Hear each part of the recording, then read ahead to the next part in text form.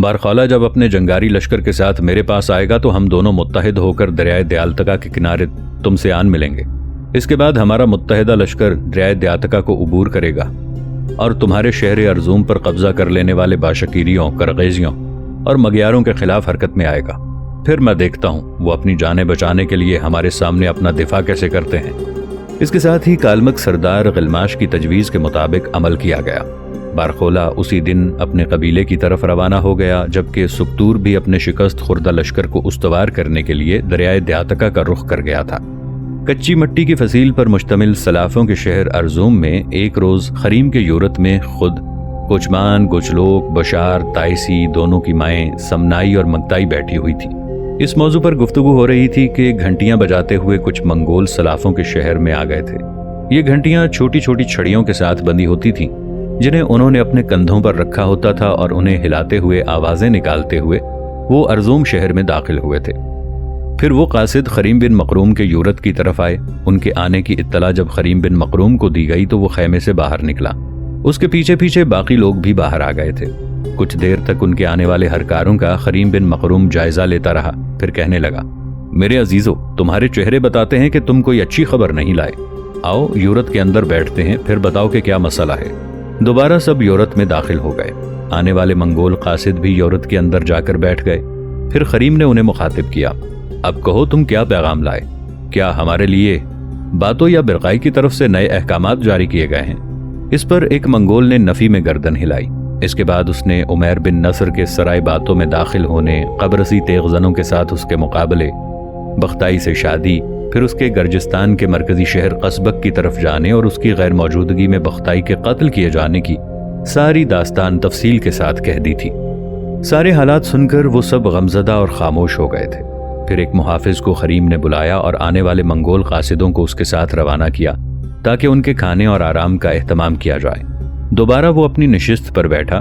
फिर वो कोचमान और गोचलोक की तरफ देखते हुए कह रहा था, बातों की बेटी बख्ताई अपने किरदार, अपने अखलाक के लिहाज से एक लाजवाब लड़की थी। उसने हमेशा मुझे एक भाई का दर्जा दिया। हमारे लिए ये बात तो खुशाइन थी कि हमारा भाई उमैर बिन नसर सराय बातों में दाखिल हुआ और उसने बख्ताई के अकीदे की हिफाजत की खातिर उससे शादी की। हालांकि मैं जानता था कि वो थिमर को पसंद करता है, लेकिन उसकी गैर मौजूदगी में यूं बख्ताई का मारा जाना इंतहाई दुख और अफसोस का बायस है। खरीम बिन मकरूम की इस गुफ्तगू का जवाब कोचमान या गोचलोक में से कोई देना ही चाहता था कि उनसे पहले ही बशार बड़े दुख भरे अंदाज में खरीम की तरफ देखते हुए इंतहाई मीठी आवाज में कह रही थी, आपका कहना दुरुस्त है। बख्ताई जैसी लड़कियां बहुत कम मिलती हैं। जहां उसने आप और कुरैश को हमेशा भाई का दर्जा दिया, वहां उसने मुझे और ताइसी दोनों को अपनी छोटी बहन की तरह जाना। वो हमसे बेपना मोहब्बत करती थी, ज्यादा किसी से उठने बैठने वाली नहीं थी, ना ही घुल मिल जाने वाली थी। इस्लाम कबूल करने के बाद उसका ज्यादा उठना बैठना मेरे और ताइसी ही के साथ था। मैं समझती हूँ सराय बातों में जो आपके भाई उमैर बिन नसर की गैर मौजूदगी में बख्ताई को कत्ल किया गया है, तो ये कोई आम कत्ल नहीं, इसके पीछे जरूर कोई साजिश होगी। बशार जब खामोश हुई तो उसकी तरफ देखते हुए खरीम बोल उठा, बशार तुम्हारा कहना दुरुस्त है। मैं समझता हूँ कि उमैर बिन नसर की गैर मौजूदगी में इस साजिश की तकमील की गई है। अगर बख्ताई को इस तरह कत्ल किया जा सकता है तो फिर ये अंदाजा लगाना मुश्किल नहीं कि वहाँ बरकाई की जान भी खतरे में हो सकती है। मेरे ख्याल में कुछ लोगों को बख्ताई का इस्लाम कबूल करना नागवार गुजरा है और इसी बिना पर उसे मौत के घाट उतार दिया गया है। इस सिलसिले में जहाँ तक मैं उनके अंदर रहते हुए समझ सका हूँ, इसमें बख्ताई के भाई सरताक को भी मशकूक निगाह से देखा जा सकता है। सरताक के अलावा मगरिब के नाइट जो बातों के लश्कर में शामिल हो चुके हैं, वो भी इस सिलसिले में मशकूक समझे जा सकते हैं। बहरहाल देखते हैं बख्ताई के इस कत्ल का क्या नतीजा निकलता है। फिलहाल उमैर गर्जिस्तान की तरफ गया हुआ है। नाजरीन, आगे बढ़ने से पहले कमेंट सेक्शन में हमें अपनी आरा से जरूर आगाह कीजिएगा कि आपको हमारी ये सीरीज कैसी लग रही है। आइंदा आने वाली इक़्साद से बाखबर रहने के लिए हमारे चैनल को सब्सक्राइब कर लें और साथ मौजूद बेल आइकॉन को जरूर क्लिक कर लें। शुक्रिया। मेरे ख्याल में वो चंद दिन तक नहीं लौटेगा। यहाँ तक कहने के बाद खरीम अपने छोटे भाई कुरैश की तरफ देखते हुए कहने लगा, कुरैश मेरे भाई, चंद दिन तक हालात का जायजा लेते हैं। इसके बाद मैं समझता हूँ कि तुम अपने चंद दोस्तों के साथ सराय बातों की तरफ कूच कर जाना।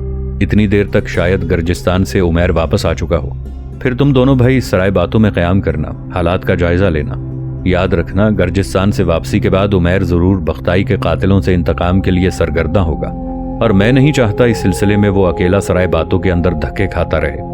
ये ठीक है, बरकाई अपने साथियों के साथ उसकी मदद पर होगा, لیکن میرے بھائی پھر بھی تم وہاں جانا، تمہاری موجودگی میں اسے تقویت حاصل ہوگی، ساتھ ہی اسے اپنی اس مہم کی تفصیل بھی بتانا۔ خریم بن مقروم کی اس تجویز سے اس کے بھائی قریز نے اتفاق کیا تھا۔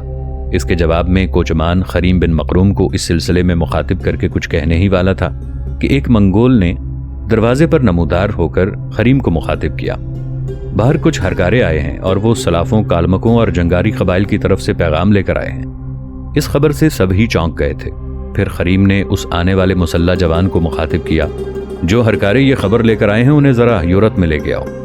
ہرکارے تھوڑی دیر بعد یورت میں داخل ہوئے۔ انہیں مخاطب کرتے ہوئے خریم بن مقروم کہنے لگا، میرے عزیزو، جو خبریں تم لائے ہو وہ تفصیل سے کہو۔ اس پر ان آنے والے قاصدوں میں سے ایک خریم بن مقروم کو مخاطب کرتے ہوئے بول اٹھا تھا، ابن مقروم، جو خبر ہم لائے ہیں وہ اچھی نہیں ہے۔ اگر ہم پہلے سے تیاری کر لیں تو ہم اپنے دفاع کو مضبوط اور مستحکم کر سکتے ہیں۔ یہاں تک کہنے کے بعد وہ ہرکارا رکا، پھر اپنا سلسلہ کلام آگے بڑھاتے ہوئے کہہ رہا تھا، میں آپ پر انکشاف کروں کہ جس وقت ہم نے سلافوں پر حملہ آور ہو کر ان کے مرکزی شہر ارزوم پر قبضہ کر لیا، اس وقت سلافوں کا سردار سکتور کالمک قبائل کے مرکزی شہر گلوز کی طرف گیا ہوا تھا۔ صرف سلاف ہی نہیں، جنگاریوں کا سردار بارخولہ بھی وہاں موجود تھا۔ کسی عام موضوع پر تینوں سردار اکٹھے ہوئے تھے۔ جس وقت وہ کسی موضوع پر گفتگو کر رہے تھے، وہاں ان کے قاصدوں نے ہمارے ہاتھوں سلافوں کی شکست اور ان کے شہر ارزوم پر قبضہ کر لینے کی اطلاع دی۔ اس پر تینوں قبائل کے سردار بھڑک اٹھے ہیں۔ سلافوں کا جو لشکر ہمارے ہاتھوں شکست اٹھانے کے بعد دریائے دیاتکا کو عبور کر کے چلا گیا تھا، اب وہ دریائے دیاتکا کے بائیں کنارے استوار ہو چکا ہے۔ ان کا سردار سکتور بھی ان میں پہنچ چکا ہے۔ دوسری جانب جنگاری قبیلے کا سردار بارخالہ اپنے لشکر کو لے کر کالمکوں کے مرکزی شہر گلوزی پہنچا۔ وہاں اس کی آمد تک کالمکوں نے بھی اپنے سردار غلماش کی سرکردگی میں ایک بہت بڑا لشکر تیار کر لیا تھا۔ اب صورتحال کچھ اس طرح ہے کہ سلافوں کا سردار سکتور اپنے لشکر کے ساتھ دریائے دیاتکا کے بائیں کنارے اپنے لشکر کی حالت درست کر رہا ہے، جبکہ کالمک اور جنگاری اپنے اپنے سرداروں کی سالاری میں ایک بہت بڑا اور جرار لشکر لے کر ان علاقوں کا رخ کر رہے ہیں جہاں سکتور نے اپنے لشکر کے ساتھ پڑاؤ کر رکھا ہے۔ تینوں سردار اپنے متحدہ لشکر کو لے کر دریائے دیاتکا کو عبور کریں گے اور ہم پر حملہ آور ہونے کی کوشش کریں گے۔ جس رفتار سے وہ آگے بڑھ رہے ہیں، اگر وہ اسی رفتار سے آگے بڑھتے رہے تو میرے خیال میں انہیں کم از کم ایک دن ضرور لگ جائے گا۔ اس دوران ان کا مقابلہ کرنے کے لیے میرے خیال میں ہم اپنی تیاری کو آخری شکل دے سکتے ہیں۔ ان مخبروں کی اس اطلاع پر خریم بن مقروم نے ان کا شکریہ ادا کیا، انہیں آرام کرنے کا مشورہ دیا۔ پھر کچھ دیر کی سوچ بچار کے بعد وہ اپنی جگہ پر اٹھ کھڑا ہوا۔ اس کی طرف دیکھتے ہوئے باقی لوگ بھی اٹھ کھڑے ہوئے۔ سب یورت سے باہر آئے۔ پھر بشار کی طرف دیکھتے ہوئے خریم بن مقروم کہنے لگا، بشار، تم تائسی اور تم دونوں کی مائیں یہیں یورت میں آرام کرو، میں ذرا اس سلسلے میں تورائی اور کشلی خان سے مشورہ کرتا ہوں، پھر دیکھتے ہیں ان تینوں وحشی قبائل کے متحدہ لشکر کا ہم نے کس طرح سے سامنا کرنا ہے۔ خریم بن مقروم کے کہنے پر بشار، تائسی، سمنائی اور منگتائی پھر یورت میں چلی گئیں، جبکہ خریم، قریز، کوجمان اور گوچلوک یورتوں کے اس شہر کے وسطی حصے کا رخ کر رہے تھے۔ تھوڑی دیر بعد سب ایک یورت میں داخل ہوئے۔ یورت میں وہاں پہلے سے تورائی اور کشلی خان اکٹھے بیٹھے کسی موضوع پر گفتگو کر رہے تھے۔ ان سب کے آنے پر اپنی جگہوں سے اٹھ کر دونوں نے ان کا استقبال کیا۔ پھر جب سب نشستوں پر بیٹھ گئے تب سلافی کالمک اور جنگاری قبائل کی طرف سے جو نئی صورتحال سامنے آ رہی تھی اس کی تفصیل ان دونوں سے کہہ دی تھی۔ کچھ دیر خاموشی رہی، پھر تورائی خان خریم بن مقروم کی طرف دیکھتے ہوئے کہنے لگا، میرے عزیز بھائی، اس سلسلے میں تمہاری کیا تجویز ہے؟ جہاں تک میں ان تینوں قبائل کے متعلق جانتا ہوں، یہ بے پناہ افرادی قوت رکھتے ہیں۔ میرا اندازہ ہے کہ یہ ایک نہیں کئی لشکر لے کر ہم پر حملہ آور ہوں گے، اور ہمیں بد سے بدتر حالات کا مقابلہ کرنے کے لیے تیار رہنا چاہیے۔ یہ تینوں قبائل ایک طرح سے وحشی ہیں، انسانیت اور حیوانیت میں تمیز قسم کی کوئی چیز یہ نہیں رکھتے۔ بہرحال ہم ان سے خوب نمٹیں گے، اور ایسا نمٹیں گے کہ وہ صدیوں تک یاد رکھیں گے۔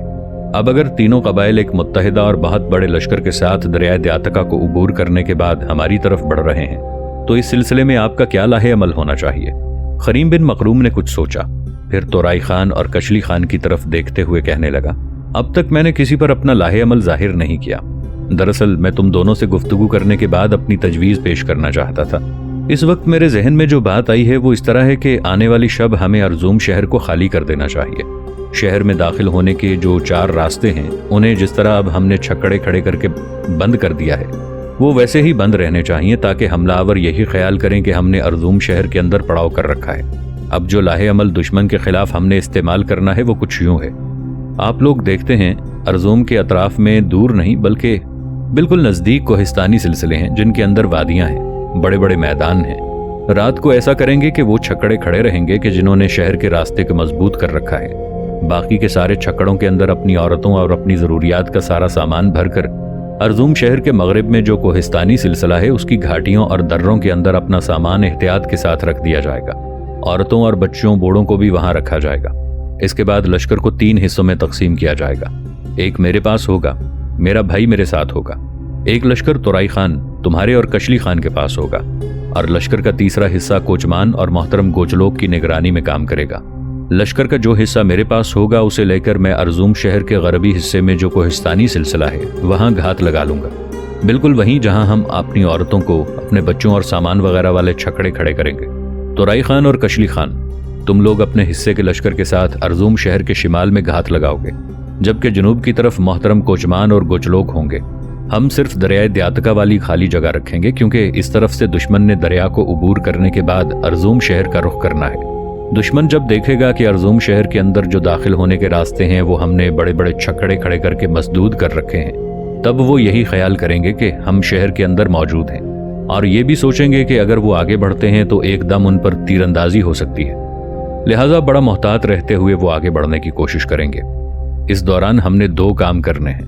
پہلا کام یہ ہوگا کہ اگر وہ رات کے وقت ارزوم شہر پر شبخوں مارنے کی کوشش کرتے ہیں تو میری طرف سے جلتے ہوئے پروں کا ایک تیر فضا میں چھوڑا جائے گا جو حملہ آور ہونے کی نشانی ہوگی۔ تیر کے فضا میں بلند ہوتے ہی مغربی طرف سے میں، شمال کی طرف سے تورائی خان اور کشلی خان، اور جنوب کی طرف سے محترم کوچمان اور گوچلوک بڑے خوشکن انداز میں تکبیریں بلند کرتے ہوئے اپنے حملوں کی ابتدا کریں گے، اور اگر دشمن دن کے وقت ارزوم شہر کا گھیراؤ اور محاصرہ کرنے کی کوشش کرتا ہے تب شمال اور جنوب میں رہنے والے ہمارے لشکری مغرب کی طرف دھیان رکھیں گے۔ مغرب میں جب کوہستانی سلسلے کے اوپر سرخ جھنڈی لہرائی جائے گی تو سرخ جھنڈی اس بات کا اشارہ ہوگی کہ حملے کی ابتدا کرنی ہے، اور وہ سرخ جھنڈی دیکھتے ہی تینوں لشکر ایک ساتھ پیش قدمی کرتے ہوئے حملہ آوروں پر ٹوٹ پڑیں گے۔ مجھے امید ہے کہ ایسا کر کے ہم ان تینوں وحشی قبائل کے لشکر کو اگر واضح اور بدترین شکست نہ دے سکے تو کم از کم انہیں ارزوم شہر کے نوا سے ہٹ جانے پر مجبور ضرور کر دیں گے۔ یہاں تک کہنے کے بعد خریم بن مقروم خاموش ہو گیا، پھر سارے سالار آپس میں مشورہ کرتے رہے اور کسی لاہے عمل پر پہنچنے کے بعد اٹھ کھڑے ہوئے۔ اسی روز مغرب کی نماز کے بعد لشکر کے تینوں حصے اپنی اپنی گھات کی طرف چلے گئے تھے۔ لشکر میں جس قدر عورتیں، بچے اور بوڑھے تھے انہیں چھکڑوں میں سوار کر دیا گیا، اور جس جگہ خریم بن مقروم نے گھات لگائی تھی وہاں چھکڑوں کو حفاظت کے ساتھ کھڑا کر دیا گیا تھا۔ رات جس وقت عشاء کی نماز کے بعد گہری ہونا شروع ہو گئی تھی تب منگول ہرکاروں نے آ کر خریم بن مقروم کو خبر دی کہ دشمن اپنے کام کی ابتدا کر چکا ہے، اور یہ کہ سلافوں، کالمک اور جنگاریوں کا متحدہ لشکر دریائے دیاتکا کو عبور کرنے کے بعد ارزوم شہر کا محاصرہ کر چکا ہے۔ یہ خبر سننے کے بعد خریم بن مقروم نے اپنے کام کی ابتدا کی۔ جس قدر لشکر اس کی کمان میں تھا اسے اس نے تیار اور مستعد کر دیا۔ گھات کے اندر ہی رہتے ہوئے اپنے لشکر کے آگے اپنے گھوڑے پر سوار ہوا۔ رات کی گہری تاریکی میں ایک بار اس نے آسمان کی طرف دیکھا، پھر انتہائی رقت میں وہ اپنے خداوند قدوس کو مخاطب کرتے ہوئے دعا مانگ رہا تھا۔ اے خدائے مہربان و عظیم، تو ہی زمین کے میلے بدن اور زیست کے ویران لمحوں میں نیلی جھیلوں، ہرے جنگلوں اور پریم نگر کی ان گنت شگولیوں جیسی موسموں کو رواں دواں کرتا ہے۔ تو ہی ہستی کی راہ گزار کی بھول بھلائیوں میں نڈھال قدموں کو امید کی توانائی دیتا ہے۔ آتی جاتی چاندنی کی لہروں اور صدیوں کے گناہ آلود ملبوں کو تو ہی کرنوں کے سرگرداں رتھ اور کوہنا امیدوں کا فسو دینے والا ہے۔ میرے اللہ، اندھیری رات کے طوفانوں، صبح کی گونجتی اذانوں میں تو ہی روشنی کی بستیاں اور صداؤں کی تڑپ پیدا کرتا ہے۔ غموں کے ہجوم میں تو ہی قدیم عکس لیے آئینوں کے اندر خوابوں کے اوطاقوں اور خوشیوں کے مخصوص لمحے لیے الفتوں کے اتھاہ جذبوں کو جنم دیتا ہے۔ میرے اللہ، اجل کی کارکشائے زیست میں تو ہی نمود کی لامکاں کو ان کی حیات عطا کرنے والا ہے۔ اے میرے اللہ، دشمن ضمیر کو شکستہ کرتی وحشت کے موسموں، جسموں کا رنگ و روغن بگاڑتی قہر اندازی کے حلقوں کی طرح ارزوم شہر کا محاصرہ کر چکا ہے۔ عمروں کے خیموں کے اکھاڑ دینے والے امڑتے ناآشنا سرخ طوفانوں کی طرح ہماری زیست، ہماری زندگی کے درپے ہے۔ میرے اللہ، تو رحیم و کریم ہے۔ میری تجھ سے التجا ہے کہ اپنی رات کی تقدیس، حضور صلی اللہ علیہ وآلہ وسلم کی امانت و صداقت، صحابہ رضی اللہ عنہم کے ایثار و قربانی کے صدقے میں، بدر کے میدانوں میں، احد کے کوہستانوں کے شہیدوں کے طفیل، یرموک و حنین، تبوک کے غازیوں کی کارگزاری کے صلے میں، حجر اسود، مطاف کعبہ، مسجد نبوی، گنبد خضرا، غار ہرا، صفا و مروہ کی حرمت کے طفیل، میرے اللہ مجھے ہمت و طاقت عطا فرما کہ میں وحشتوں کی آندھیوں کی طرح آنے والے دشمن کے سامنے بے انت تاریکیوں کے جھکڑوں کی طرح جم جاؤں۔ میری مدد فرما کہ میں دشمن کے سامنے زندگی کا ذائقہ بدل دینے والا خوفناک سیال جذبہ ثابت ہوں۔ میرے اللہ، میں تیری نصرت کا طلبگار ہوں، مجھے اس قابل بنا کہ میں انتقام کی کھوج میں جل تھل بربادی کو جنم دینے والا تجسس بن کر دشمن کے سامنے آؤں اور ان سے اپنے انتقام کی تکمیل کروں۔ میرے اللہ، دروازوں پر دستک دیتی سیاہ رات کے اندر مجھے ہمت دے کہ میں دور دیس سے آنے والے بے روک اندھیاؤ، فنا کا پیغام دیتے رہٹ کے بگولوں اور جنگل میں چیختی شور کرتی ہواؤں کی طرح ان پر حملہ آور ہوں اور انہیں اپنے سامنے نیم شب کے پرہول سکوت سے بدتر کرتا چلا جاؤں۔ اس کے بعد خریم بن مقروم کے کہنے پر اس کے لشکر میں جو چھوٹا سالار تھا اس نے جلتے ہوئے پروں کا تیر فضا میں چلا دیا تھا۔ پھر خریم بن مقروم نے اپنے کام کی ابتدا کی۔ اپنے لشکر کے ساتھ وہ گھات سے نکلا۔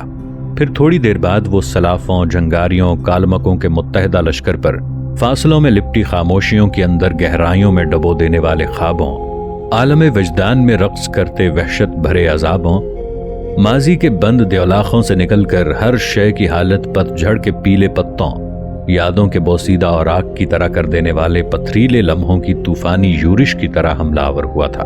دوسری طرف فضاؤں کے اندر جلتے ہوئے پروں کے تیر نے اپنا کام دکھایا اور خریم بن مقروم کے تھوڑی ہی دیر بعد شمال کی طرف سے تورائی خان اور کشلی خان بھی راحتوں کے خیال و خواب کو برباد کر دینے والے خونی ٹڈی دل اور اداس خاموشیوں میں چہروں کے پیلاہٹوں اور بکھرتے خار و خس کی سی کیفیت طاری کر دینے والے بے انت ہجرتوں کی کھولتی آتش کی طرح ٹوٹ پڑے تھے۔ ان دونوں کے بعد جنوب کی طرف سے انقلاب رونما ہوا اور اس سمت سے کوچمان اور گوچلوک دونوں اپنے حصے کے لشکر کے ساتھ دل کے پیالے دہن کے کاسے میں دربدری کے عذاب ڈال دینے والی لمحوں کی بے عکس اذیت نہ کی، غصے، نفرت، جلن اور کرودھ کے طوفانوں، دیولاخوں کے یک قدوں میں جوالا مکھی کی طرح بھڑک اٹھنے والے بے خد و خال ہیولوں کی طرح حملہ آور ہو گیا تھا۔ ارزوم شہر کے نواح میں دونوں لشکروں کے ٹکرانے سے چاروں سمت پاگل ہواؤں کے نوحوں، کوہستانوں میں بھٹکتی گونجوں، دلگیر غمناک آوازوں کی کیفیت طاری ہونا شروع ہو گئی تھی۔ خریم بن مقروم، تورائی خان، کشلی خان، گوچلوک اور گوچمان کے حملوں کے باعث ارزوم کے باہر ایسا سما بن گیا تھا جیسے صدیوں کی دہلیز پر دستک دیتے دشت کے بے روگ مناظر ہر چیز کو نگلنا شروع کر دیں گے۔ ان کے خوفناک حملوں کے باعث وقت کی آنکھوں میں ہزاروں سوال، ہونٹوں پر تجسس بھرا تبسم اور چہروں پر گونجتی اداسیاں بکھر گئی تھی۔ میدان جنگ کے اندر رقص کرتی تاریکیوں میں زخم سلگنے لگے تھے۔ زندگی کی پناہگاہوں میں موت دستک دیتی آندھیوں کی صورت اختیار کر گئی تھی۔ ایسا لگتا تھا جیسے ارزوم شہر کے باہر سایوں کا تعاقب کرتی خونی کرنیں اور رقص کرتی وحشتیں چاروں طرف کھالتے ہوئے اپنی موجودگی کا پتہ دینے لگی ہوں۔ ارزوم شہر سے باہر رات کی گہری تاریکی میں جنگ کی ابتدا ہونے کے بعد چار سو افق کے سرخ کناروں پر سرکٹے منحوس سایوں، ظلمتوں کی رات میں کالے تمدن کے راج اور رینگتی شور کرتی آوازوں کا انوکھا سما برپا ہو کر رہ گیا تھا۔ خریم بن مقروم، کوچمان، گوچلوک، تورائی خان اور کشلی خان نے اپنے اپنے حصے کے لشکریوں کے ساتھ بھرپور کوشش کی کہ کسی نہ کسی طرح سلافوں، جنگاریوں اور کالمکوں کے اس متحدہ لشکر کو ارزوم شہر کا محاصرہ ترک کر کے واپس دریائے دیالتکا کے اس پار جانے پر مجبور کر دیں، لیکن وہ ایسا نہ کر سکے، اس لیے کہ ان کے لشکر کے مقابلے میں کالمکوں، جنگاریوں اور سلافوں کے پاس جو لشکر تھا وہ کئی گنا بڑا تھا اور ابھی تک وہ صرف دشمن کے لشکر کے بیرونی کناروں پر ہی ضرب لگا چکے تھے۔ رات کی گہری تاریکی میں دشمن کا متحدہ لشکر ارزوم شہر کے باہر دور تک پھیلا ہوا تھا اور ان کے جو لشکری خریم بن مقروم، کوچمان، گوچلوک، تورائی خان یا کشلی خان کے ہاتھوں مارے جاتے، ان کی جگہ لینے کے لیے پچھلی صفوں سے ایک کی بجائے 10 جنگجو نمودار ہو جاتے۔ رات بھر اسی طرح کشمکش جاری رہی، یہاں تک کہ مشرق سے جب سورج طلوع ہوا تب خریم بن مقروم نے دیکھا ابھی تک ارزوم شہر کے بعد حد نگاہ تک دشمن کے لشکری پھیلے ہوئے تھے، وہ شور کر رہے تھے، اور اب جب کالمکوں، جنگاریوں اور سلافوں نے یہ اندازہ لگایا کہ جو لشکر 3 اطراف سے ان پر حملہ آور ہوا ہے وہ تعداد کے لحاظ سے ان کے مقابلے میں کچھ بھی نہیں، تب ان کے حوصلوں، ان کے ولولوں کو مزید تقویت ملی۔ وہ نئے انداز سے حملہ آور ہونا چاہتے تھے، کہ دریائے دیاتکا کے دائیں کناروں کے ساتھ ساتھ ایک اور خونی انقلاب نمودار ہوا۔